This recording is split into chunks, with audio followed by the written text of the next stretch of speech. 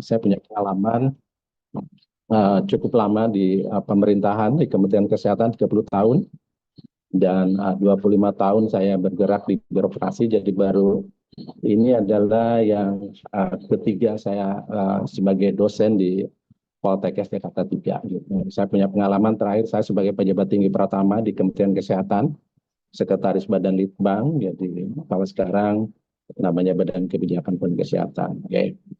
Saya minta yang bisa buka kameranya biar saya juga bisa lihat kalian, gitu ya. Buat saya kehadiran adalah penting dan ini punya kredit nilai sendiri, dan membuka kamera adalah salah satu hal yang penting juga sebagai tata krama dalam kita melakukan kuliah secara daring, gitu ya. Oke.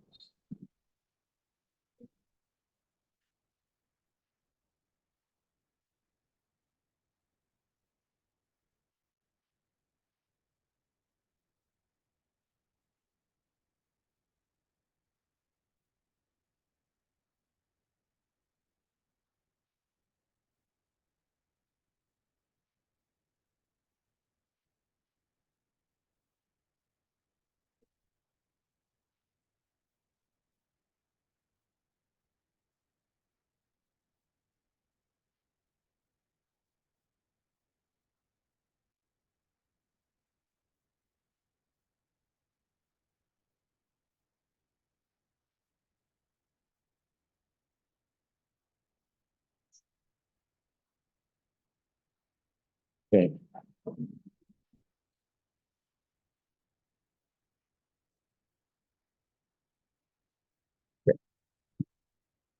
Model-model di dalam promosi kesehatan ataupun hal promotion model, ada 4 model yang akan saya jelaskan. Uh, yang pertama adalah health belief model, yang kedua adalah trans theoretical model, yang ketiga adalah social ecological model, dan yang keempat adalah preset model. Nah, saya lengkapi bukan hanya preset tapi ada proset model, biar kalian juga bisa mengetahui. Teman-teman, kenapa saya cukup familiar dengan health promotion? I have experience working in the health promotion center in the Ministry of Health.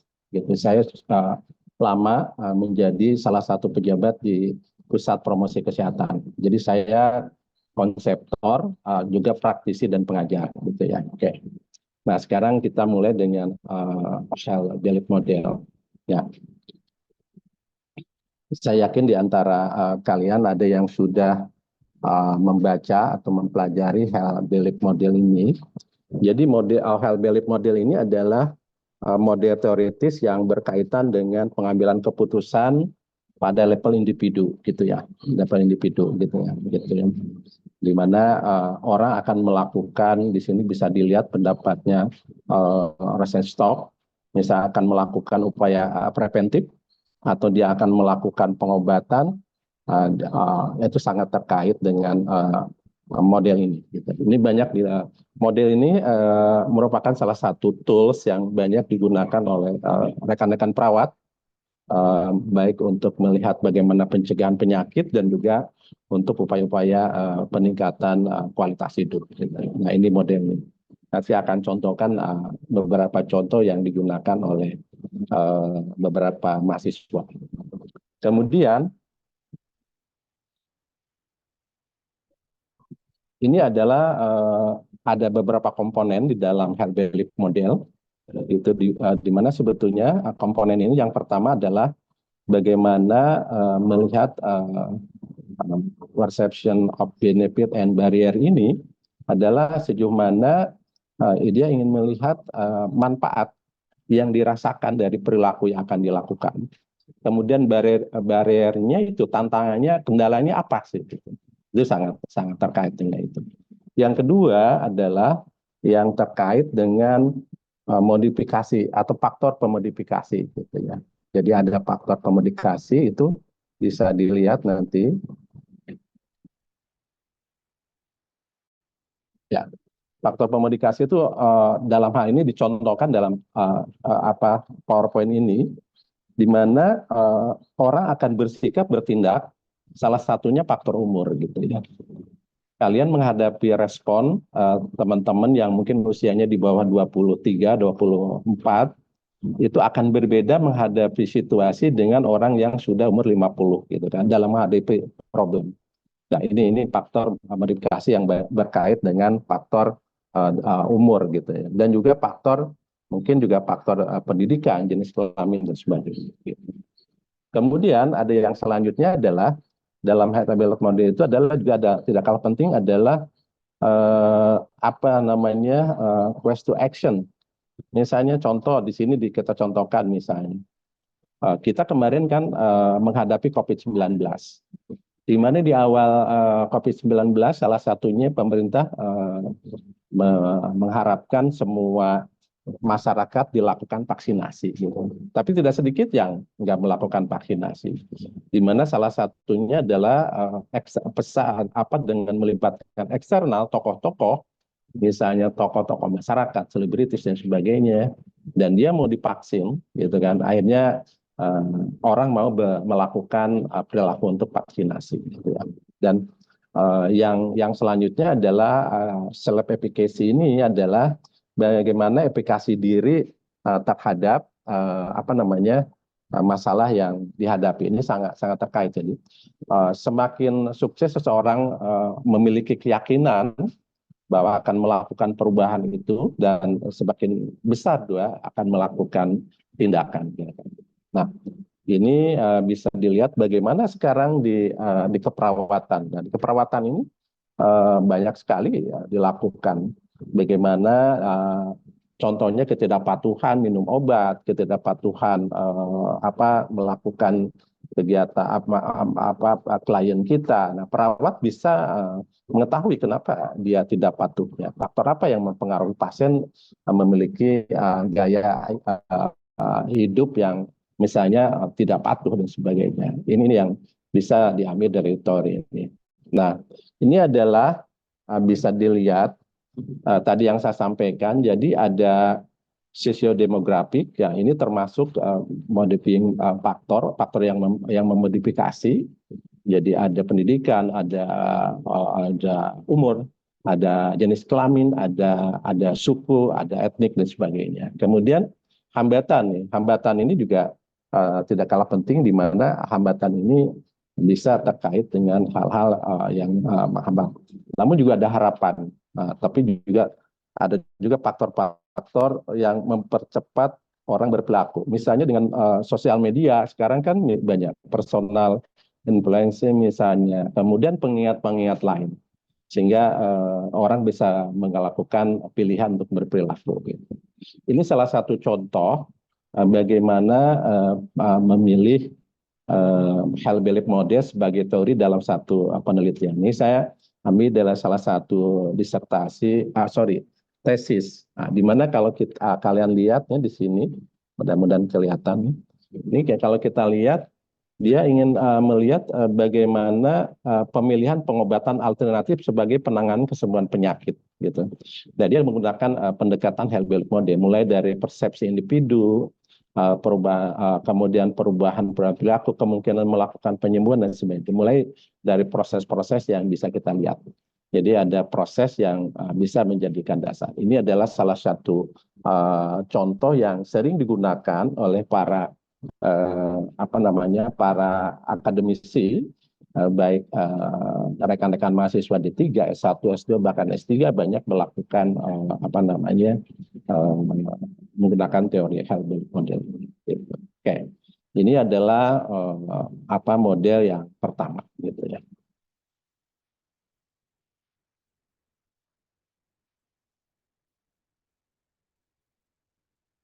Nah, model yang kedua adalah trans-theoretical model. Gitu. Ini model ini juga termasuk yang relatif banyak digunakan.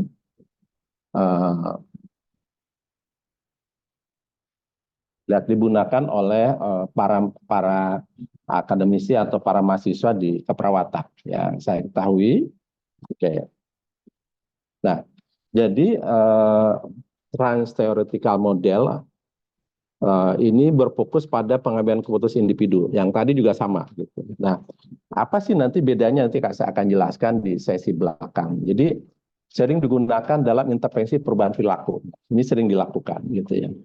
Dan trans theoretical model ini merupakan proses perubahan perilaku yang disengaja atau diintervensi gitu kan. Diintervensi. Nah, diintervensi karena ada tahapan-tahapan. Ada pakar yang mengatakan 6 tahapan, tapi ada juga yang mengatakan 5 tahapan. Gitu. Kalau tadi Hell Belief Model itu kita untuk memotret kenapa orang berperilaku gitu ya. Kita lihat determinan baik tantangan, harapan, ancaman gitu. Terutama ancaman. Orang akan berperilaku positif kalau merasa terancam. Terancam kesehatannya, saya akan terkena COVID kalau nggak berperilaku menggunakan masker. Saya akan terkena COVID kalau saya nggak punya imunitas dengan vaksinasi. Nah, itu di Health Belief Model. Kalau ini adalah bagaimana merubah perilaku seseorang atau kelompok orang dengan pendekatan trans theoretical model. Gitu. Ya. Nah, ini teori ini hal yang menariknya adalah teori ini adalah teori yang bisa diintegrasikan untuk kesiapan individu. Kesiapan individu bertindak berperilaku baru lebih sehat, gitu kan? Gitu. Jadi untuk membuat perilaku baru. Nah, pada slide berikutnya bisa kita lihat ada 6 tahapan. Jadi ada yang mengatakan 6, ada yang 5, nggak apa-apa. Yang dua pendapatnya juga baik. Nanti saya jelaskan. Nah, kemudian 6 tahapan itu yang pertama adalah kontemplasi. Jadi prekontemplasi itu adalah atau pra perenungan. Contemplation itu adalah perenungan. Jadi pada tahap ini pasien merenungkan sesuatu perubahan, gitu kan? Pasien tidak menyadari bahwa perubahan yang perlu dilakukan, tapi pada tahap ini dia udah mulai tuh memikirkan. Nah, ini beberapa pendapat mengatakan kurang lebih melakukan pasien kemungkinan akan melakukan perubahan itu dalam 6 bulan ke depan. Jadi kalau kalian akan melakukan studi ingin melihat perubahan, ya timeline-nya ada sekitar 6 bulan gitu ya. Gitu. Oke, itu jadi pra perenungan. Jadi sudah mulai memikirkan ini saya kalau begini terus nih saya nggak akan sembuh, nggak akan pulih, atau saya akan terancam gitu kan. Gitu. Kemudian selanjutnya adalah kontemplasi sendiri. Pada tahap ini si klien kita itu kan sudah mulai ini sadar dan akan mulai melakukan perubahan gitu ya. Jadi pada tahap ini pun juga sebagian besar akan melakukan perubahan dalam 6 bulan ke depan. Jadi timeline-nya adalah 6 bulan ke depan, gitu ya. Ini yang terkait dengan contemplation. Gitu. Oke, selanjutnya adalah, nah ini tahap persiapan. Nah, tahap persiapan ini di mana si klien kita, pasien kita siap untuk melakukan perubahan. Ya. Sini pasien mungkin mengambil beberapa langkah tindakan yang awalnya kecil gitu ya. Kemudian selama tahap persiapan ini kemungkinan besar juga pasien akan melakukan perubahan-perubahan itu 30 hari ke depan. Jadi pada tahap ini kalau kita melakukan intervensi itu tahap-tahap persiapan inilah yang mulai perubahan. Nanti dalam bagian selanjutnya akan dilihatkan ada yang tahap perubahan dan tahap niat perubahan gitu. Tahap berperilaku dan yang selanjutnya adalah melakukan action, melakukan perilaku itu sendiri gitu kan. Tahap selanjutnya itu. Jadi tahap ini adalah perubahan dilakukan gitu. Jadi si klien seseorang melakukan perubahan gitu. Perilaku yang positif gitu. Nah, kemudian yang tidak kalah penting adalah maintenance ini di dalam model trans theoretical ini di mana pasien sudah melakukan perubahan. Nah, ini penting maintenance ini nih. Jadi bagaimana diperkuat agar dia terus melanjutkan perilaku yang positif, gitu ya, perilaku yang positif. Kadang-kadang pada posisi ini Kalau nggak di maintenance yang bagus, akan setback kembali ke perilaku awal. Nah, ada sebetulnya tahap yang keenam, gitu ya. Pada tahap ini adalah pasien telah melakukan perubahan. Dan pada saat ini dianggap dia sudah kukuh permanen gitu loh. Artinya keinginan untuk kembali ke perilaku yang sebelumnya tidak terjadi. Contoh misalnya, mungkin kalian bisa apa namanya, mungkin mengamati karena udah semester 3, udah tingkat 3 ya. Jadi bisa dilihat di rumah sakit ataupun di komunitas bagaimana kebiasaan orang yang misalnya orang yang dengan suspek TB atau TB, di mana kan harus membuang sputum pada tempat yang tertutup dan sebagainya. Nah ini kalau kita bagaimana merubah dia membuang sputum pada tempat yang tertutup dan yang benar, itu satu hal yang mudah kita ucapkan, tapi dalam pelaksanaannya tidak sedikit. Nah ini bagaimana maintenance dan pada saat terminasi ini agar menjadi sesuatu yang permanen. Gitu. Kemudian yang tahap selanjutnya adalah di sini tadi sebetulnya sudah dijelaskan. Ini contoh-contoh aja sebetulnya. Sebagai contoh ini yang disampaikan oleh beberapa pakar, di mana pada tahap awal itu ada 3 tahapan, yaitu tahap pre-contemplation, contemplation, dan preparation, gitu ya. Jadi ada 3 tahapan itu. Jadi tahap pra-kontemplasi, kontemplasi, dan tahap persiapan itu adalah tahap awal, gitu ya. Tahap awal ini belum melakukan aksi. Sedangkan tahap selanjutnya adalah tahap action dan maintenance, dan satu lagi terminasi. Nah ini ada terminasi atau tahap dia sudah permanen, gitu ya. Baik, di sini penting teman-teman disampaikan bahwa pada tahap awal ini sangat dipengaruhi untuk proses peningkatan pengetahuan, peningkatan literasi. Jadi mendidik, menyarankan bagaimana berperilaku yang diinginkan. Itu tahap pre-kontemplasi, kontemplasi, dan persiapan. Di situ. Jadi kalau teman-teman akan merubah perilaku klien pada tahap ini, boleh nggak ditulis dari karya tulis? Boleh, gitu ya. Tapi ranahnya adalah ranah pre-kontemplasi, kontemplasi, dan persiapan. Nah, bisa nggak untuk tahap selanjutnya? Bisa. Untuk tahap selanjutnya adalah tahap bagaimana melakukan kegiatan atau aksi, action, dan juga melakukan maintenance ataupun pemeliharaan. Nah, untuk bagaimana bisa melakukan aksi pemeliharaan ini sangat penting mereka diberikan umpan balik.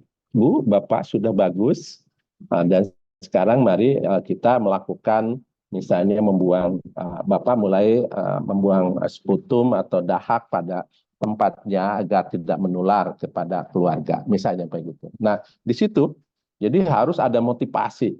Jadi bagaimana juga strategi memantau diri. Nah, ini penting gitu ya. Bagaimana diyakinkan bahwa tidak bisa orang sembuh, sehat, tanpa dari dirinya sendiri ada keinginan untuk sembuh atau sehat. Nah, ini yang terkait dengan dibagi 2 nih contohnya. Jadi tahap awal dan tahap akhir. Gitu. Nah, ini bisa dilihat di sini teman-teman bahwa ada baru niat. Jadi 1, 2, 3 tadi sama. Jadi orang yang di awal disebut tahap awal. Nah, ini disebut adalah tahap niat. Niat untuk berperilaku. Jadi kontemplasi, kontemplasi, dan persiapan. Sedangkan tahap perilaku sendiri mulai dari persiapan, aksi, dan maintenance. Nah, di sini. Jadi sudah saya sampaikan tadi, tahap persiapan itu adalah bagaimana melakukan edukasi, bagaimana melakukan penyuluhan. Tapi kalau pada tahap aksi itu bagaimana elemen-elemen sosial influensi itu penting. Orang akan melakukan misalnya membuang sputum kalau tidak ada alatnya, itu tidak ada tempatnya, kan nggak mungkin melakukan, gitu kan.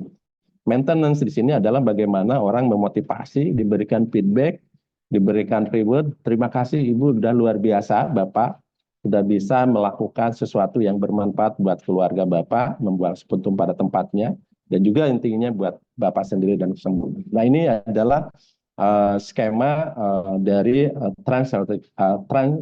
theoretical model gitu. Oke. Kemudian, bagaimana di keperawatan?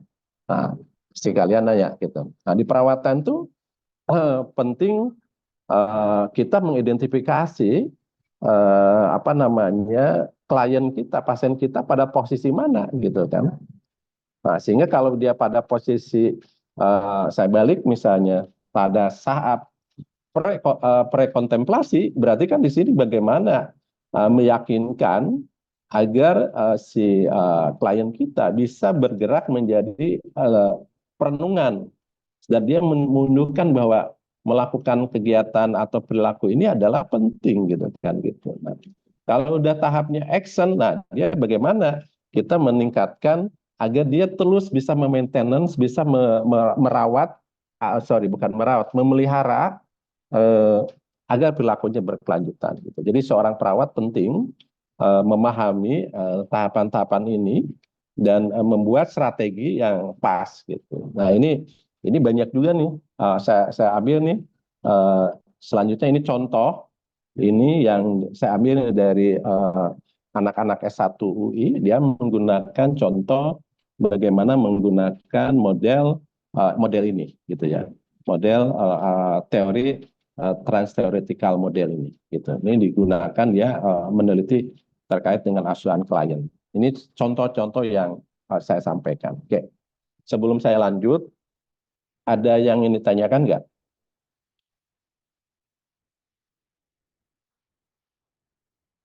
Oke. Kalau nggak ada, saya lanjut ya. Oke.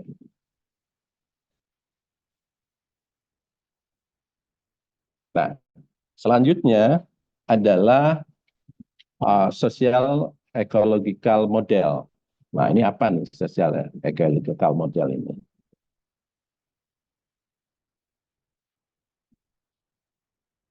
Nah, di sini adalah satu model untuk merubah perilaku yang melakukan combine atau apa penggabungan keterkaitan antara faktor pribadi atau individu dengan faktor lingkungan. Makanya ada socio-ecological model. Gitu. Jadi antara apa faktor individual dengan faktor lingkungan. Mungkin teman-teman masih ingat di konsep Bloom ada 4 determinan kesehatan. Ya, ada yang masih ingat nggak? Apa saja yang masih ingat? Bismil tahu nggak apa sih 4 determinan kesehatan menurut Bloom?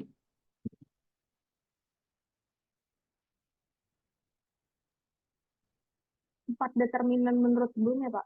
Nah, apa tuh?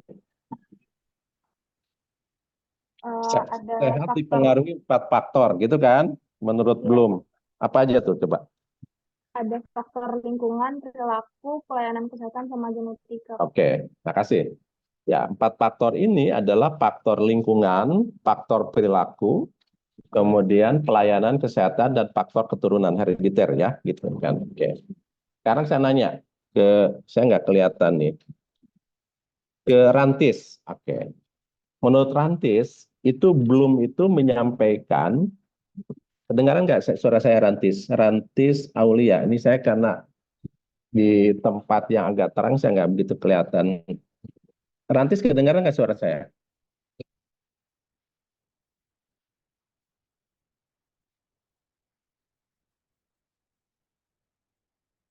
Oke. Rantis kedengaran nggak suara saya? Izin menjawab terdengar Pak. Oke. Nah, Rantis tadi sampaikan oleh Bismil ada 4 determinan 4 faktor yang mempengaruhi kesehatan. Ada lingkungan, ada perilaku, ada pelayanan dan ada herediter, ada keturunan. Menurut kamu belum menyampaikan mana yang paling sangat berpengaruh terhadap kesehatan?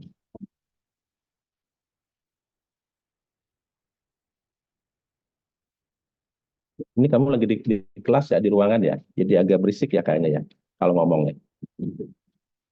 Atia, bisa bantu jawab nggak?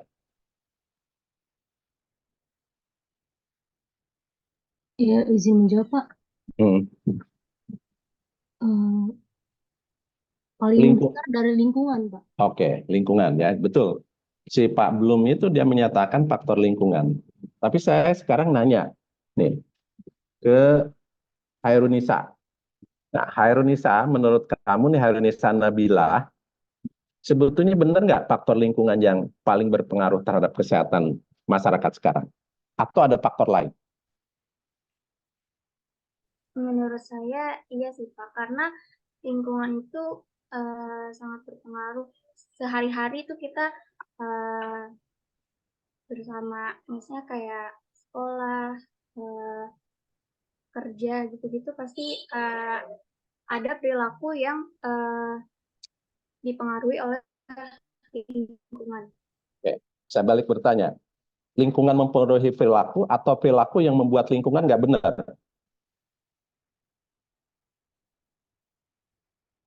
Ayo, Hairunisa. Dewa Angela, Dewa Angela bisa bantu jawab nggak? Menurut kamu, sekarang yang existing saat ini, yang paling berpengaruh itu perilaku manusia atau lingkungan terhadap kesehatan?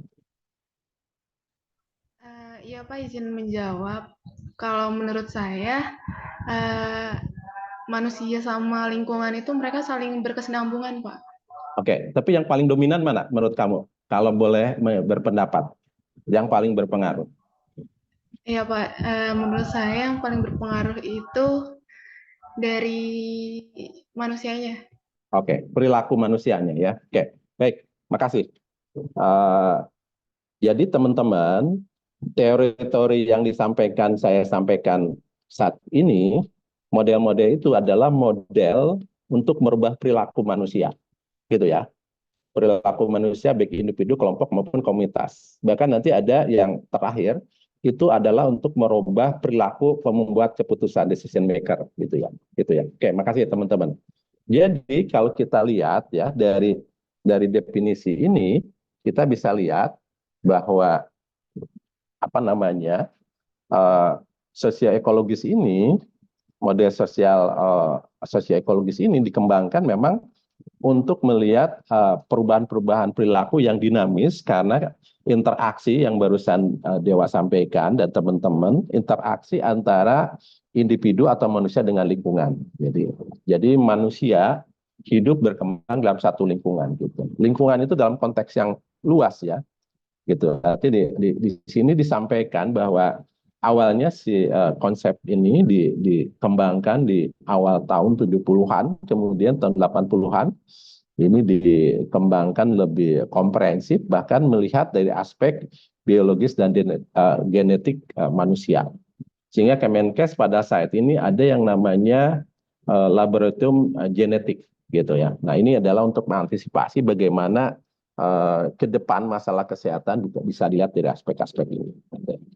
Kemudian sekarang apa sih manfaat eh, sosial ekological model ini gitu.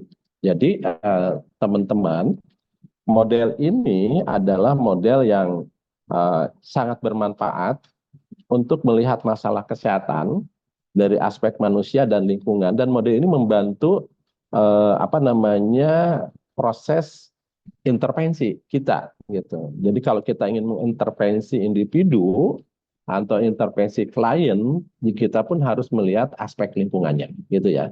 Jadi nggak bisa melihat individu steril, tidak ada kaitan dengan lingkungan. Jadi itu sangat penting gitu ya. Karena kalau kita lihat bahwa apa masalah kesehatan itu pasti akan mencakup aspek yang tadi disampaikan oleh Bloom gitu ya. Oke. Kemudian kalau kita lanjutkan, apa sih kelebihan model ini? Nah, ini saya coba melihat model ini itu bisa memahami hubungan misalnya bagaimana hubungan antara anak remaja, kemudian memahami sistem ekologis, sistem yang lebih besar termasuk jaringan persahabatan keluarga, organisasi, layanan, budaya, kebijakan maupun bahkan globalisasi. Melalui model sosial ekologi ini kita ingin melihat individu, baik anak-anak, remaja, dewasa dalam satu sistem yang lebih luas. Juga bagian sistem yang lebih kecil adalah keluarga, kemudian yang lebih luas adalah masyarakat, yang lebih luas ini adalah satu negara, dan lebih luas ini dalam konteks global, gitu kan? Gitu. Nah ini, jadi konsep ini adalah konsep yang memang mengetengahkan dua faktor. Nanti saya sampaikan dua faktor yang terkait dengan namanya sosial ecological model. Jadi dua faktor ini adalah faktor lingkungan dan kebijakan, gitu. Jadi selain individunya, faktor lingkungan dan kebijakan itu sangat penting, gitu. Mungkin teman-teman pernah mempelajari kebijakan mata kuliah health policy, kebijakan kesehatan. Di mana kebijakan kesehatan ini kita tidak bisa hanya mengintervensi individu, tapi tidak kalah penting adalah membuat policy-policy yang membuat individu itu berbuat seperti yang kita inginkan. Gitu. Kita inginkan. Oke, saya tanya ke teman-teman. Nah, saya ingin tanya nih. Mohon maaf nih, saya sambil lihat di Zoom ini.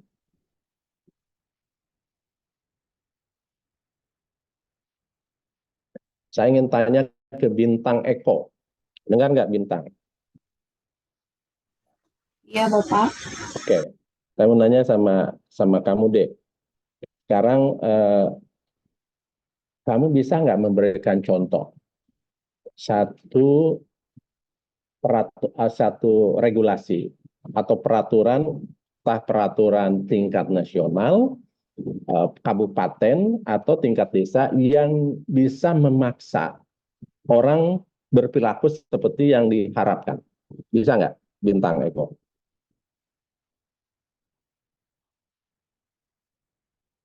Ada nggak? Punya pengalaman nggak? Kalau nggak di lingkungan kampus kamu deh, di kimia, ada nggak regulasi yang memaksa kalian harus berbuat hal yang positif? Silakan. Contoh. Iya, contohnya seperti ada aturan jam masuk kuliah ya Pak. Jadi setiap mahasiswa terpaksa untuk disiplin dengan waktu. Oke.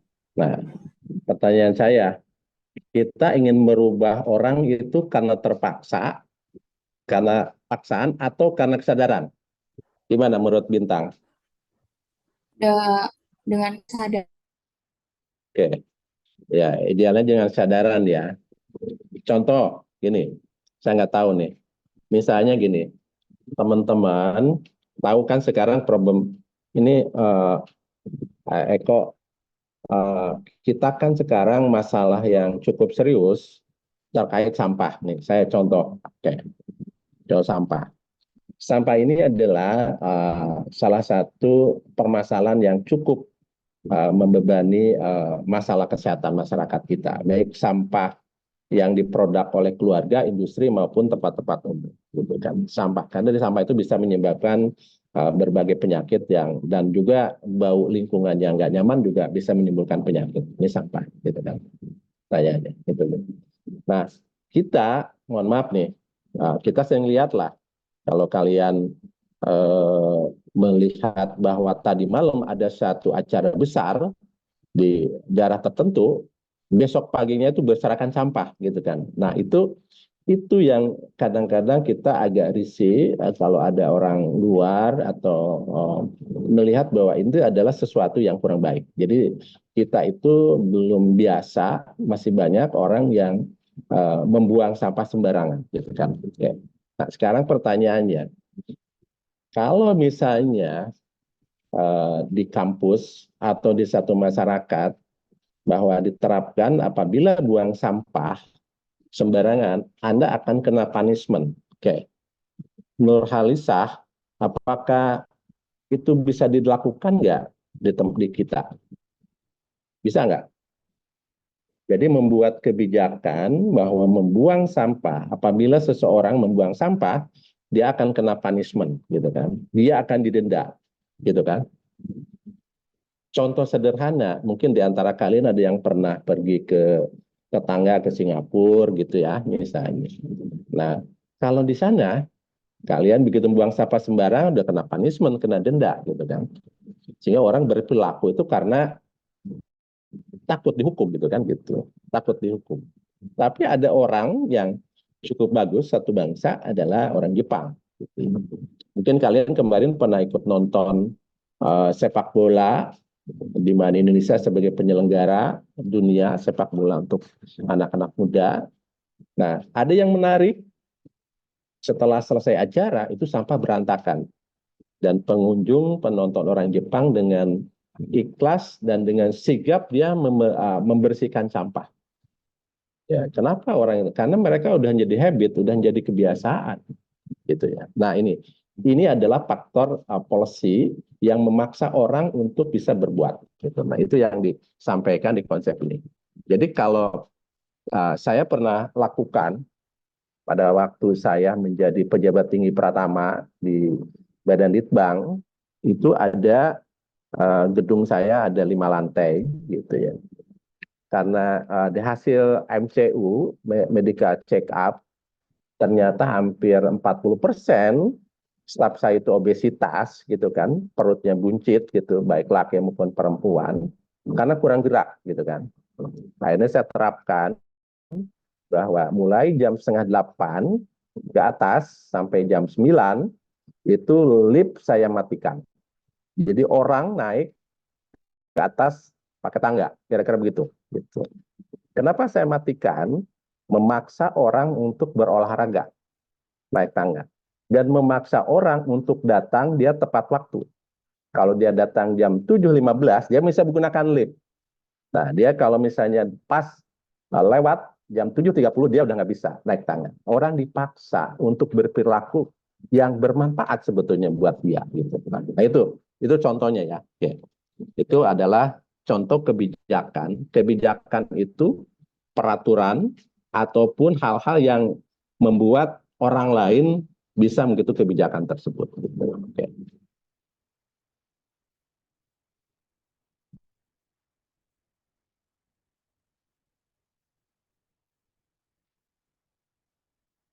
Nah, selanjutnya ini adalah empatan tingkatan oleh CDC ini, gitu ya. CDC itu adalah salah satu unit di kementeriannya Amerika yang memang concern terhadap kesehatan masyarakat, di mana ada tingkatannya adalah yang terkait individual, gitu kan. Kemudian yang terkait dengan masyarakat dan organisasinya, gitu kan. Kemudian yang terkait dengan sistem dan kelembagaan, dan yang lebih luas itu adalah norma sosial, gitu kan, dengan masyarakat yang lebih luas, gitu kan. Sehingga tidak kalah penting di dalam bahwa seseorang itu akan terpengaruh oleh individu, itu akan terpengaruh oleh komunitasnya, gitu kan. Kemudian individu itu akan terpengaruh dengan keluarga besarnya, gitu kan. Akan terpengaruh dengan sistem dan institusional yang ada di situ, RT, RW, dan tidak kalah penting adalah akan norma-norma sosial. Nah ini yang dilihat dari ini. Kemudian, nah, sekarang kalau kita lihat apa sih kerangka sosial ecological model itu di dalam keperawatan. Jadi di mana dalam hal ini dia mengatakan ini model yang memang untuk mengatasi etika, gitu ya. Gitu. Kemudian kerangka ini adalah memandang praktek etis sebagai hasil interaksi berbagai di 8 tingkatan faktor, baik individu, faktor keluarga, gitu kan, faktor individu pasien maupun perawat, hubungan antara profesional kesehatan, hubungan antara pasien dan sebagainya. Nah ini kerangka ini ada kaitannya dengan ini. Nah ini yang ingin saya sampaikan teman-teman. Nah di sini agak kecil ya. Nah ini mudah-mudahan kelihatan nggak ya? Kelihatan, Pak. Oke. Jadi socio-ecological model ini yang pertama itu adalah individu, faktor-faktor individu, pasien dan keluarganya, gitu ya. Nah, Anda tidak sedikit melakukan intervensi itu adalah di kelompok individu dan keluarga. Nanti dalam karya tulis ilmiah, skripsi atau apapun namanya, ada yang bermain di situ. Nah, untuk melakukan modifikasi perilaku, perubahan perilaku pada individual faktor ini, baik pasien maupun keluarga, peranan perawat itu sangat penting, gitu ya. Nah, jadi faktor perawat sangat penting. Kemudian selanjutnya adalah hubungan antara perawat dengan tenaga profesional lain, kolaborasi. Kan ada pelayanan kolaboratif. Perawat bermitra dengan dokter, perawat bermitra dengan bidan, perawat bermitra dengan sanitarian, perawat bermitra dengan nutrition, dan sebagainya. Kemudian, tidak kalah penting adalah, selain itu adalah bagaimana hubungan antara klien dengan perawat. Jadi kawan-kawan, pasien itu adalah kita lihat dalam posisi dia sebagai mitra. Mitra itu harus diberdayakan gitu. Kalau pasien kita lihat sebagai hanya dalam konteks dia itu atas bawah misalnya, itu misalnya kita paling lebih tahu, pasien itu nggak tahu apa-apa. Nah, kita balik gimana caranya agar pasien itu tumbuh kemandiriannya. Kan prinsip keperawatan menumbuhkan kemandirian agar klien kita bisa bangun, bisa memelihara, merawat kesehatannya, bisa sembuh dengan berjuang bagaimana. Itu kan konsep keperawatan. Kemudian tidak kalah penting adalah pengorganisasian. Konteksnya organisasional healthcare konteks. Jadi konteks organisasi atau pasien case, tempat pelayanan. Nah, tempat pelayanan itu apakah puskesmas, rumah sakit, dan sebagainya. Pasti akan berhubungan gitu kan. Kalau misalnya kita di komunitas, misalnya di puskesmas, nanti pelayanannya dengan puskesmas. Kayak di hospital berarti kan di pasien-pasien yang ada di rumah sakit. Kemudian, tidak kalah penting adalah kita memberikan pelayanan sangat terkait dengan standar pelayanan. Makanya ada professional and education, regulation and standards gitu. Jadi bagaimana standar pelayanan dan regulasi dan juga proses pendidikan dan profesionalisme kita gitu. Jadi sangat-sangat penting. Jadi kemudian yang selanjutnya adalah komunitas gitu ya. Komunitas, dan yang terakhir adalah sosial, politik, dan ekonomi gitu ya. Nah, ini adalah lingkungan yang lebih luas, sosial, politik, dan ekonomi gitu ya. Gitu. Oke. Baik. Ada yang ditanyakan nggak?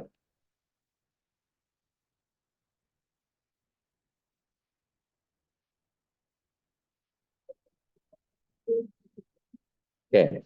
Kalau nggak ada, saya lanjutkan. Nah, ini adalah salah satu contoh satu skripsi, saya lupa nih dari mana, nggak kelihatan misalnya. Saya coba ambil satu contoh. Dia ingin meneliti pola konsumsi makanan. Dia melihat sampai dari aspek global. Jadi bagaimana masalah global. Kemudian dia lihat bagaimana industri makanan siap saji, gitu kan? Bagaimana penjajah makanan, termasuk di KP, gitu kan? Kemudian institusi pendidikan seperti apa? Kemudian kelompok bermain, peer group, gitu kan? Gitu.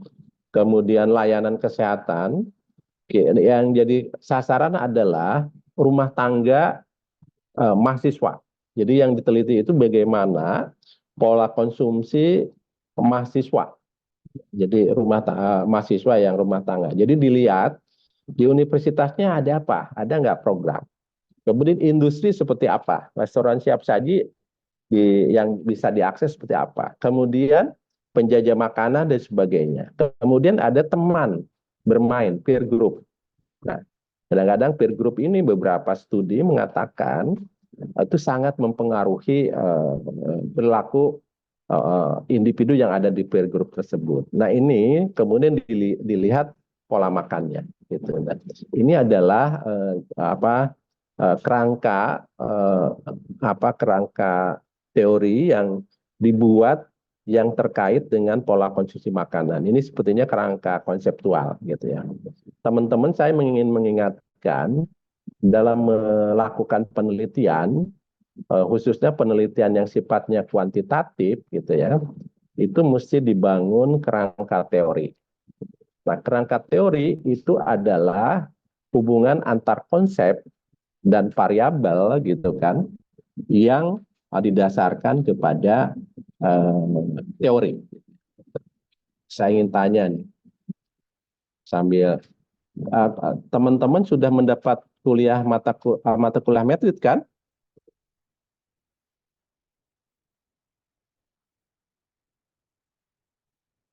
Ini sudah ada mata kuliah metode, sudah ikut kan? Ini kedengaran nggak suara saya?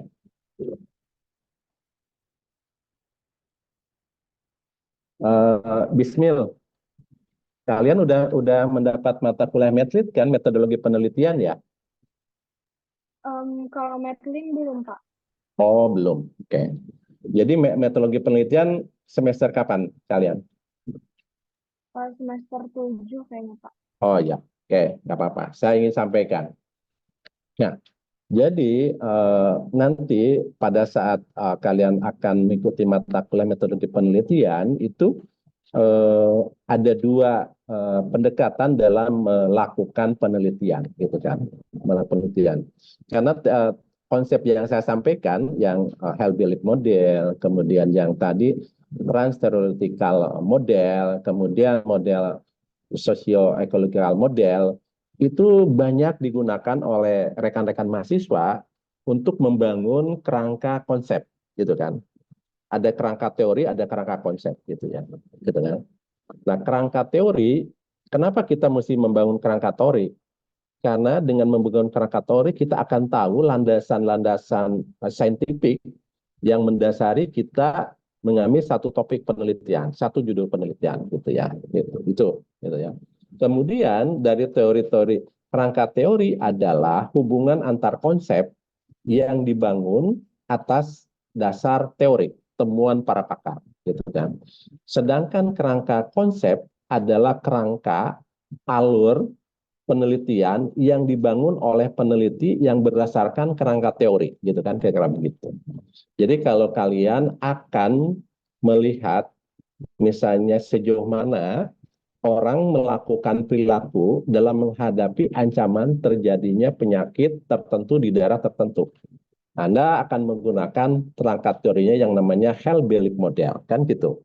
Nah, dari health belief model kan ada beberapa variabel tuh. Nah, Anda itu dari teori itu Anda kembangkan menjadi kerangka konseptual Anda, gitu kan. Gitu. Nah, ini.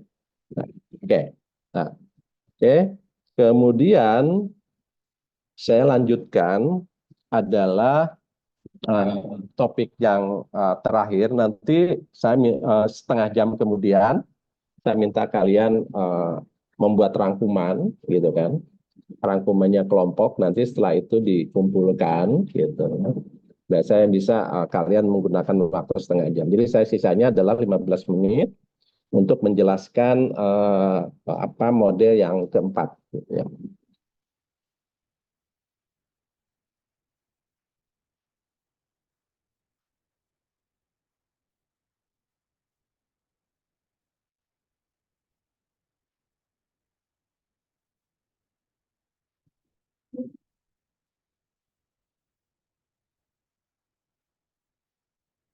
Ya, preset dan proses model itu adalah ini model untuk merencanakan, mendesain, evaluasi suatu program sebetulnya. Nah, ini. Dan ini awalnya si Green ini dia membuat modelnya itu hanya presede, gitu ya, present, gitu ya. Jadi untuk melakukan perencanaan intervensi Promkes melalui pendidikan, gitu kan. Itu awalnya, gitu kan. Nah, namun dengan perkembangan situasi, ternyata tidak cukup untuk hanya merencanakan, tapi juga tidak hanya melihat dari pendidikan, tapi juga salah satunya adalah harus melihat faktor lingkungan, gitulah. Itu faktor lingkungan, gitu, faktor lingkungan. Nah, ini bisa dilihat di sini. Nah, ini akan lebih jelas, gitu ya. Jadi ini PCD itu akronim atau singkatan dari V-nya predisposing, reinforcing, enabling, construct, education, diagnosis, dan evaluation, gitu ya. Jadi PCD itu adalah diagnosis pendidikan, gitu ya. Nanti kita lihat apa sih kenapa misalnya. Nah, orang banyak menggunakan untuk intervensi itu hanya menggunakan PRE, hanya menggunakan predisposing, reinforcing, dan enabling. Gitu kan, banyaknya itu menggunakannya. Gitu. Sedangkan yang kedua adalah untuk mendiagnosa ekologi. Nah, ini kita bicara policy, regulasi, organizational, kontrak, dan education, dan environmental, dan development, gitu kan. Ada hal yang ini. Jadi, model ini adalah model yang saling melengkapi, gitu ya. Anda bisa lihat di sini, mudah-mudahan cukup jelas. Jadi, mulainya adalah kalau orang mundurnya itu adalah dari fase 1, melakukan assessment atau pengamatan penilaian aspek sosial, quality of life, gitu. Bagaimana terkait dengan kualitas hidup, gitu kan. Kualitas hidup itu dimensinya banyak, gitu kan. Ada dimensi sosial, ekonomi, budaya, dan sebagainya. Sehingga yang akan dilihat untuk melihat quality of life ini adalah aspek kesehatan. Makanya mundur fase 2. Fase 2 itu adalah epidemiological assessment. Dari aspek epidemiologi. Nah, kalian mungkin udah mempelajari ada trias epidemiologi kan gitu kan. Ada manusia, ada host, ada agent kan gitu. Gitu ya. Nah, ini kita lihat dari aspek itu. Nah, aspek itu tidak cukup nih. Kita harus mundur lagi ke belakang, fase 3. Fase 3 itu apa untuk fase 3? Fase 3 itu faktor perilaku dan lingkungan, gitu kan. Nah, perilaku itu dibagi 2 nih, gitu kan. Ada perilakunya sendiri dan ada gaya hidupnya, gitu kan. Dan ada faktor lingkungan, gitu. Nah, faktor lingkungan kemudian perilaku ini sangat dipengaruhi faktor predisposing, gitu kan, predisposing factors, gitu kan, dan faktor penguat, gitu, faktor reinforcing, dan faktor enabler, faktor pemungkin, gitu kan, gitu. Orang akan berperilaku membuang sampah pada tempatnya kalau dia mengetahui bahwa sampah ini apalah bisa menyebabkan serendah-rendahnya mengganggu lingkungan, bahkan bisa berdampak pada kesehatan. Kemudian ada juga reinforcing-nya adalah ada juga contoh-contoh. Kemudian enabling-nya adalah disiapkan tempat sampah, gitu. Jadi suatu hal yang sangat tidak memungkinkan kita kawan-kawan melakukan penyuluhan kepada keluarga yang ada anaknya stunting, hanya menyampaikan, Bu, harus banyak makan sayur, makan buah, kemudian susu, dan sebagainya. Sementara dia tidak punya akses untuk beli itu. Dan pemerintah tidak menyiapkan akses itu. Jadi sama dengan hanya edukasi yang sifatnya formalitas menyampaikan pesan tanpa adanya perubahan perilaku gitu. Oke, gitu ya. Kemudian ini predisposing, reinforcing, dan enabling gitu kan. Itu faktor ini. Nah, ketiga hal itu menjadi satu fase yang keempat, yang namanya fase administrasi dan policy.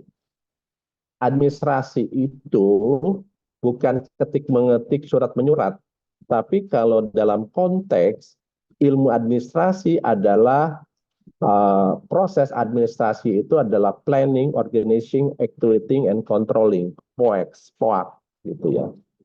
Itu ya. Administrasi itu melakukan menggunakan tool of management, main, material, method, mesin, dan sebagainya, money, dan sebagainya. Itu ya. Jadi administrasi di sini adalah administrasi dalam konteks administrasi sebagai wadah dari manajemen gitu kan. Sedangkan policy adalah kebijakan-kebijakan yang dibuat gitu kan gitu. Nah ini akan dilihat. Jadi kalau kalian akan melihat ada yang mengatakan health promotion atau promosi kesehatan itu adalah proses ke kanan nih. Perhatikan.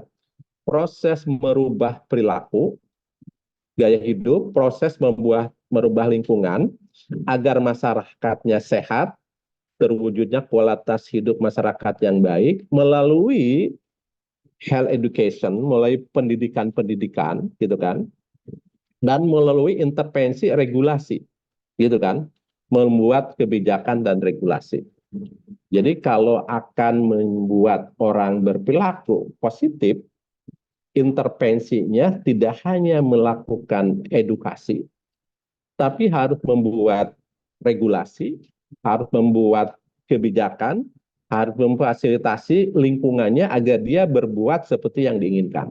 Nah ini yang atas itu baru assessment, gitu kan. Jadi yang atas itu mulai quality of life dan seterusnya sampai health promotion itu dilakukan assessment, diukur, dinilai, dipotret gimana kondisinya. Sedangkan fase 6 itu adalah fase implementasi. Kalau sudah diketahui bagaimana aspek sosial, epidemiologi, lingkungan, gitu kan. Kemudian hal-hal apa saja yang harus dibuat, makalah dibuatlah policy, kemudian diimplementasikan, kemudian dievaluasi bagaimana polisinya, bagaimana predisposing, enabling, reinforcing-nya, kemudian dampaknya diukur, bagaimana perubahan perilaku, perubahan lingkungan, kemudian diukur juga outcome-nya. Gitu. Nah, ini adalah model yang sangat komprehensif. Gitu loh. Model ini banyak dilakukan oleh mahasiswa, tapi kebanyakannya, ini saya nggak bisa ya. Nah, kebanyakannya adalah hanya health education. Jadi bagaimana terjadi perubahan perilaku hanya dilihat dari predisposing, enabling, dan reinforcing.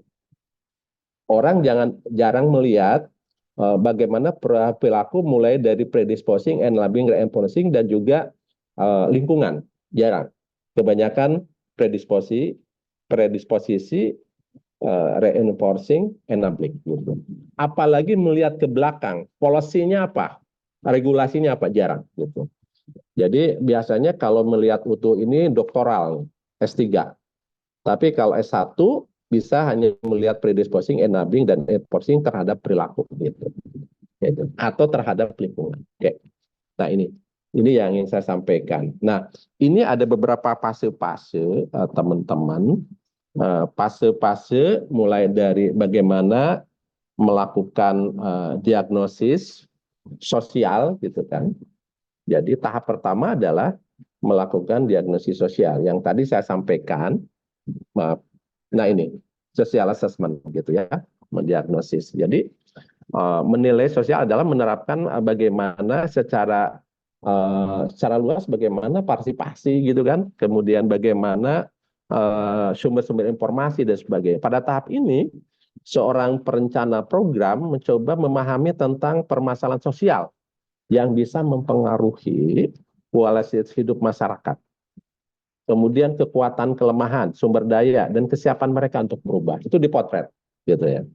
Nah, hanya melakukan social diagnosis atau social assessment saja, bagaimana sosial diagnosis masyarakat satu desa, satu kelurahan untuk menghadapi masalah kesehatan itu bisa menjadi satu karya tulis ilmiah, tapi yang sifatnya deskriptif, gitu ya. Oke.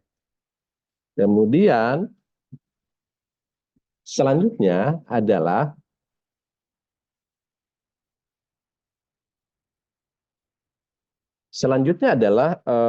model fase kedua, melakukan diagnosis untuk epidemiologi, perilaku dan lingkungan, gitu ya. Tadi sudah saya sampaikan untuk melakukan diagnosis epidemiologi ini adalah fokusnya kepada masalah yang spesifik di masyarakat, gitu. Faktor-faktor perilaku lingkungannya dilihat, gitu kan, dengan memprioritaskan kebutuhan masyarakat.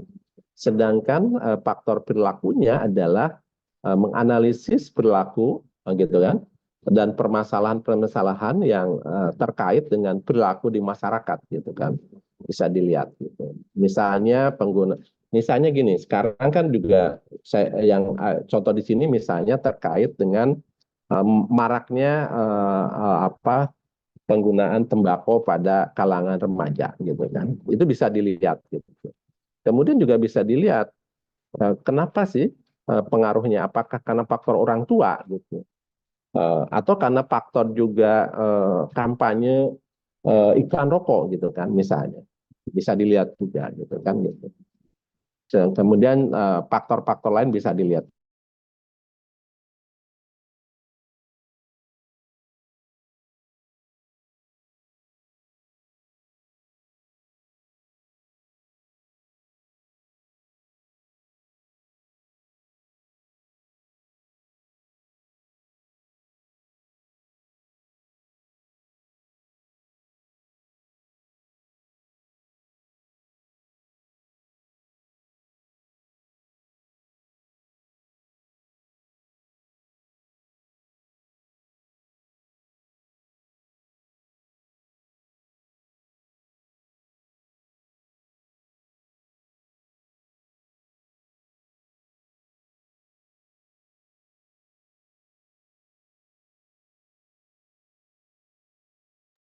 Bentar ya guys.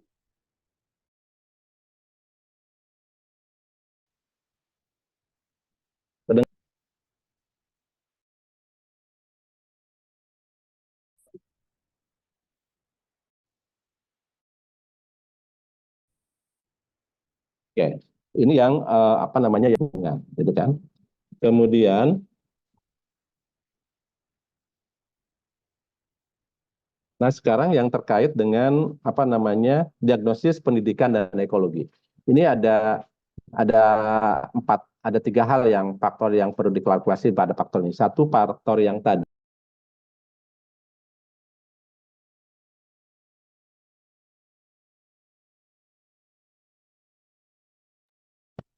Saya terpental lagi ya?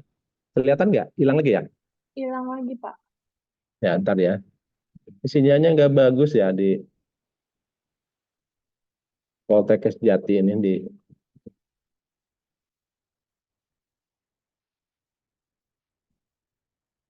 Oke, ini mudah-mudahan kelihatannya. Kelihatan nggak? Udah kelihatan nggak? Sudah, Pak, sudah terlihat. Oke, ya. Jadi ini yang tadi saya sampaikan. Jadi pada fase ini adalah yang dilihat tiga hal. Predisposing factors atau faktor predisposisi, kemudian enabling, gitu ya, faktor pemungkin, dan faktor penguat, reinforcing factor, gitu ya. Ini yang harus dilihat, gitu ya, dilihat. Kemudian yang fase administratif yang tadi saya sampaikan di sini adalah hal yang tidak kalah penting adalah proses administrasi, proses manajerial, planning, perencanaan, organizing, pengorganisasian, activating atau penggerakan, gitu kan, dan aksi pelaksanaan, gitu kan, dan yang selanjutnya adalah controlling, pengawasan, gitu kan. Ini penting menggunakan sumber daya, gitu kan. Nah, di sini adalah policy, teman-teman, apa sih yang dimaksud policy? Policy itu adalah kebijakan-kebijakan yang dibuat oleh sekelompok orang pembuat kebijakan bisa pemerintah, bisa juga non pemerintah, gitu kan. Pemerintah bisa pemerintah pusat, provinsi, daerah, sampai ke tingkat pun itu bisa membuat policy sesuai dengan levelnya. Gitu. Kemudian swasta juga bisa membuat policy, gitu, kebijakan sesuai dengan tusinya. Tapi yang dimaksud policy di sini adalah policy yang dibuat oleh pemerintah. Kira-kira seperti itu. Oke. Yang akan mengikat semua masyarakat. Sedangkan implementation of the program itu adalah pelaksanaan dari program itu sendiri. Jadi kalau sudah disepakati, misalnya programnya apa, ya tinggal dilaksanakan. Kemudian yang terakhir adalah evaluasi. Slide ini adalah bicara tentang evaluasi, gitu kan. Kemudian evaluasi proses, dan tidak kalah penting adalah evaluasi dampak, impact-nya. Kalau proses bagaimana mulai dilaksanakan sesuai jadwal atau tidak, sedangkan impact adalah melihat dampak, gitu. Sedangkan evaluasi akhir adalah evaluasi yang tadi outcome-nya adalah bagaimana peningkatan kualitas hidup masyarakat. Gitu, ya. Kemudian ini hanya ingin menjelaskan saja, gitu ya. Presiden dan presiden ini adalah satu model yang akan melibatkan partisipasi aktif masyarakat dalam proses keberhasilan program melalui pendekatan health promotion, promosi kesehatan, gitu ya. Nah, ini contohnya, salah satu skripsi ya kalau nggak salah ini, skripsi yang digunakan, tapi yang teorinya ini, tapi yang digunakan hanya lingkaran fase 4 ke bawah, gitu, digunakan. Jadi faktor perilaku dilihat dari predisposisi, pemungkin dan penguat, gitu kan. Nah, ya kalian kalau akan mengambil juga mungkin seperti itu, karena kalau mengambil semua determinan mulai fase 1 sampai 5, kemudian implementasi fase 6 sampai dengan fase 9, saya yakin 1 semester, 1 tahun belum tentu selesai, kira-kira begitu, gitu ya. Oke. Kemudian terakhir saya coba ingin menyampaikan kepada teman-teman dari saya coba dari 4 model ini, apa sih deskripsinya yang kata kuncinya, gitu kan? Health belief model ini adalah teori untuk mengambil keputusan untuk melakukan perubahan perilaku. Kenapa? Karena prinsipnya si individu itu merasa adanya ancaman terhadap kesehatannya, utamanya itu. Kemudian adanya faktor-faktor pendukung dan pendorong, dan juga adanya harapan-harapan yang disampaikan melalui peningkatan literasi, gitu ya. Itu. Sedangkan trans-theoretical model itu adalah prinsipnya sama, berfokus pada pengambilan keputusan individu sama dengan health belief model. Cuma di sini bagaimana melakukan perilaku itu ada tahapan-tahapannya. Tahap pre-kontemplasi, kontemplasi, persiapan, pelaksanaan, sampai pada maintenance, pemeliharaan. Bahkan ada yang tadi sampai ke tahap penguatan yang lebih kuat. Sedangkan yang sosial, ecological model, ini adalah model perilaku yang menekankan kepada aspek sosial dan ekologi, gitu kan. Nah, di mana ada komponennya itu adalah karakteristik individu, kemudian di mana karakteristik individu tadi yang hampir sama, ada faktor usia dan sebagainya. Kemudian karena seseorang itu akan tinggal di dalam masyarakatnya, maka aspek komunitas dilihat, termasuk organisasi di mana komunitas ada, kemudian sistem dan kelembagaan, dan tidak kalah penting adalah sosial dalam konteks norma-norma budaya yang ada di tempat di mana individu berada. Itu yang dilihat. Sedangkan yang presede dan prosede model itu banyak digunakan oleh pembuat kebijakan.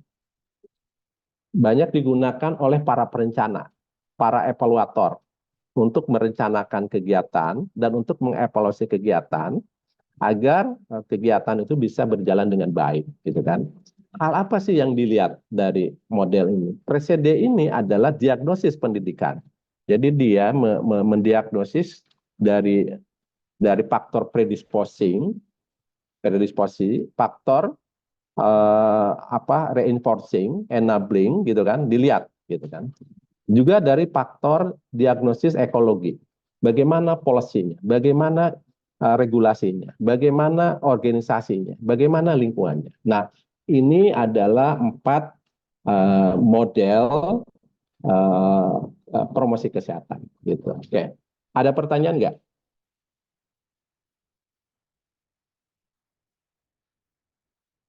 Oke. Kita punya waktu 20 menit lagi. Ya. Teman-teman, nanti saya akan share ke teman-teman bahan ini gitu ya. Saya minta tugas kelompoknya saya udah kirim ke Bismil ya. Bismil itu panggilannya apa? Bismil apa Hanifah atau apa? Ada nggak sini Bismil? Ada Pak, panggilannya Emil. Oh, Emil. Oke, mohon maaf ya, saya masih panggil Bismil. Oke, Emil. Jadi, saya kirim ke sini atau kirim ke Emil nanti? Boleh ke saya aja Pak. Oke, nanti saya kirim ke Emil. Ini tugas kalian gini nih. Saya coba share ya, sebentar.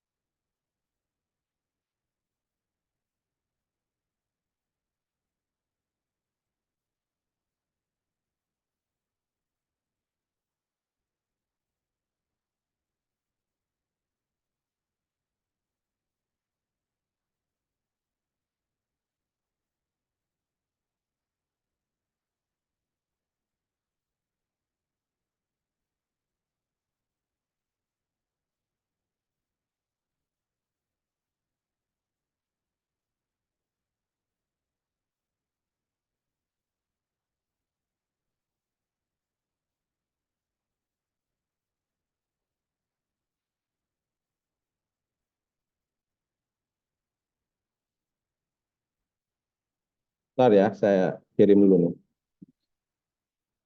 Saya kirim ke Emil ya. Kamu langsung kirim ke teman-teman ya.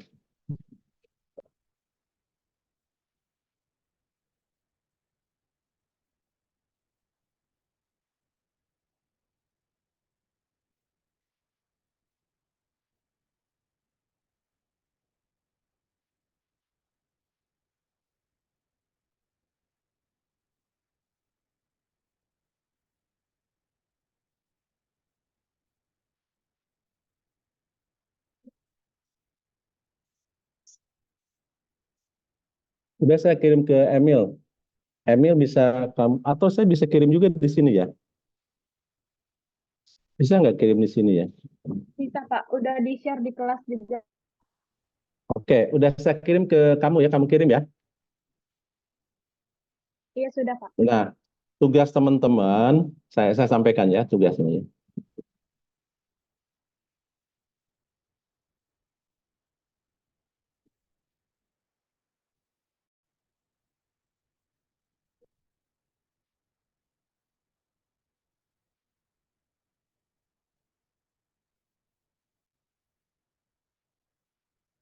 Oke, nah, hari ini kan tugasnya adalah saya udah kasih bahan ke teman-teman, ya, kasih bahan. Kemudian sudah saya jelaskan. Saya minta tugas kalian adalah membuat rangkuman berdasarkan kelompok, gitu ya. Rangkuman, kemudian rangkuman secara kelompok, kemudian tidak perlu dipresentasikan, tapi nanti ada 5 kelompok di sini. Nggak ada kelompoknya ya? Benar nggak ini kelompoknya? Saya takut keliru. Benar ya kelompoknya ini ya? Iya benar Pak. Emil ya? Oke. Jadi kelompoknya adalah kelompok 1, 2, 3, 4, 5. Jadi kalian ini punya waktu kan sekitar 20 menit, kalian membuat rangkuman. Kalau belum selesai, nanti dilanjutkan. Paling telat besok pagi kirim ke saya, tulis nama kelompoknya gitu ya. Gitu. Saya tidak mau copy paste. Jadi kalian bisa saja mencari apa referensi lain gitu kan. Atau bisa juga kalian ambil skema-skema tapi jelaskan dengan bahasa kalian. Yang penting buat saya pemahamannya gitu ya. Oke. Nah, kalian punya waktu, saya minta nanti diskusi kelompok, kemudian saya minta kalau diskusi kelompoknya kalian akan menggunakan media online daring, silahkan. Saya minta nanti di screenshot itu dilampirkan di bagian laporannya, gitu ya. Oke. Ada pertanyaan nggak terkait tugasnya? Emil, ada pertanyaan nggak? Oke. Hari ini masuk Pak, semua ya? cukup Ada yang ya. sakit nggak? Ada yang sakit ya teman-teman? Hadir semua ya Emil ya? Hari ini lengkap, Pak. Oke, makasih ya. Saya silakan kalian jangan dulu keluar sampai jam 1. Silakan diskusi. Kalau misalnya mau, aku nggak ngerti. Kalau bisa diskusi gimana caranya? Atau gimana Emil? Mekanismenya ini kan ada 15 menit nih. Gimana caranya? Ya, Aku izin, nggak. Gimana? Ini Ya ada silakan. breakout room nanti. Ya, izin ya Pak. Di sini ada Oh breakout room. ya. Nanti kelompok ya, per masuk ke Oh breakout room ya. yang kosong. Oh ya, ya. Silakan ya. Jadi saya akan ikut sampai jam 1 di grup ini. Tapi kalau kalian sudah masuk ke breakout room yang lain, ya saya nanti akan keluar kira-kira seperti itu. Jadi tugasnya kalian merangkum bahan yang saya kirimkan. Kalian bisa menggunakan bahasa Inggris, silakan. Pakai bahasa Indonesia, silakan. Atau campuran bahasa Inggrisnya, silakan. Saya terima gitu ya bahannya gitu ya. Oke, ada lagi pertanyaan nggak? Nggak ada pertanyaan? Ya, jauh Ini itu cukup, laki-laki. Pak. Oke, laki-lakinya ada berapa orang nih, Dek? Emil ada berapa nih laki-lakinya? Ada satu, Pak, Zaki. Oh, Jaki. Wah, Jaki kamu paling ganteng ya, Dek ya? Mana Jaki? Oh, ini Jaki. Kita senyum, Mas Jaki ya. Oke ya, silakan masuk ke kelompok masing-masing, gitu ya. Mohon maaf, untuk minggu depan, bukan minggu depan, hari Kamis ya. Itu saya jelaskan juga tugasnya ya. Untuk hari Kamis, Kamis depan, Pak.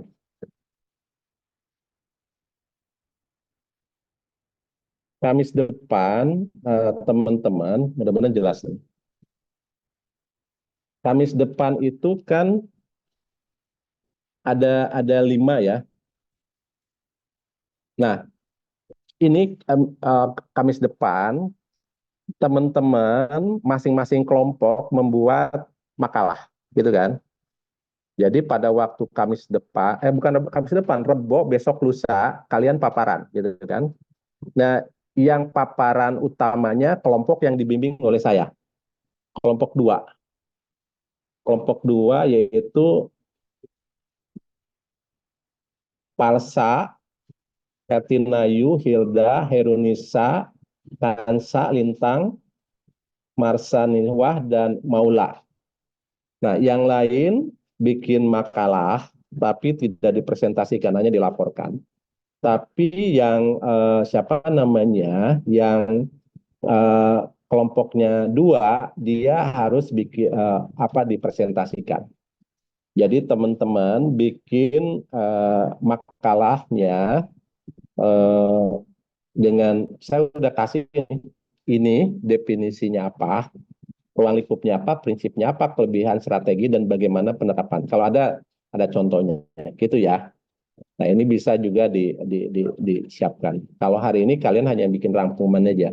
Saya ingin tahu pemahaman kalian terhadap apa yang saya sampaikan. Ada pertanyaan nggak? Oke, jadi minggu depan, hari Rabu, jadi akan presentasi adalah salsa dan kawan-kawan, salsa ya, palsa dan kawan-kawan. Kemudian sisanya kelompok lain 1, 3, 4, 5 hanya melaporkan singkat. Makalah kami ini, gitu. Tapi untuk kelompoknya 2, presentasi, kemudian kelompok 1, 3, 4, dan 5 wajib memberikan tanggapan terhadap kelompok tersebut. Gitu. Ada pertanyaan nggak? Cukup, Pak. Oke. Kalau nggak ada, terima kasih. Silahkan teman-teman diskusinya nanti di screenshot dari masing-masing kelompok, kirim. Kalau bisa sore ini, alhamdulillah, paling lambat besok pagi saya tunggu. Baik, terima kasih. Kalau tidak ada lagi, saya boleh keluar atau nungguin kalian di sini? Izin Pak, iya boleh list Pak. Oh ya, oke. Baik, makasih ya. Sukses terus buat kalian semua. Saya berharap kalian bisa menyelesaikan studi tepat pada waktunya. Saya termasuk orang yang turut berbangga dan akan mensupport kalian bisa selesai studi tepat pada waktunya dengan hasil yang terbaik. Selamat siang. Assalamualaikum warahmatullahi wabarakatuh. Waalaikumsalam warahmatullahi Terima wabarakatuh. kasih, Pak. Terima kasih, Terima kasih, Bapak.